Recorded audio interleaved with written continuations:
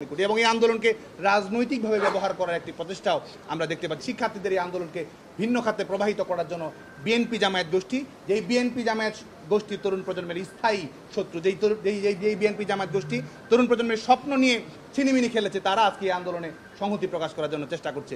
London থেকে যারা আজকে এই আন্দোলনে সংহতি প্রকাশ করার জন্য চেষ্টা করছে, তাদের কাছে আমরা প্রশ্ন রাখতে চাই যে প্রশাসনে ভাইয়া ক্যাডার কে চালু করেছিল?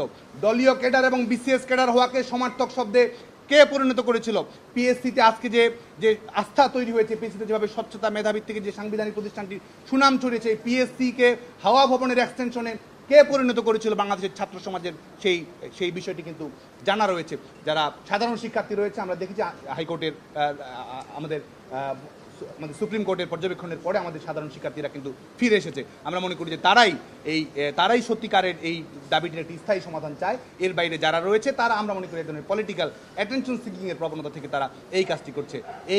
এই প্রফেশনাল আন্দোলনকারী এবং যারা প্রফেশনাল আন্দোলনহারী, যারা বারবার বাংলাদেশের জনগণ থেকে বিচ্ছিন্ন হয়ে আন্দোলনে হেরেছে, তারা সবসময় এই ধরনের ষড়যন্ত্রের উপায়ে লাশের রাজনীতি কায়েম করে, কৃত্রিম পরিস্থিতি তৈরি করে যারা রাজনৈতিক দূরভিসন্ধি খুঁজছে বাংলাদেশের ছাত্র সমাজ, তাদের বিরুদ্ধে সোচ্চার রয়েছে। আজকে তো এই মুহূর্তে তো বাংলাদেশে কোটা নেই। আজকে যারা চাকরির জন্য বা আগের নিয়ম বহালের জন্য যারা আন্দোলন করছে, তারা কি চাকরিজীবী না আন্দোলনজীবী? আজকে বাংলাদেশের ছাত্র সমাজের পক্ষ থেকে কিন্তু এই প্রশ্নটি আসছে।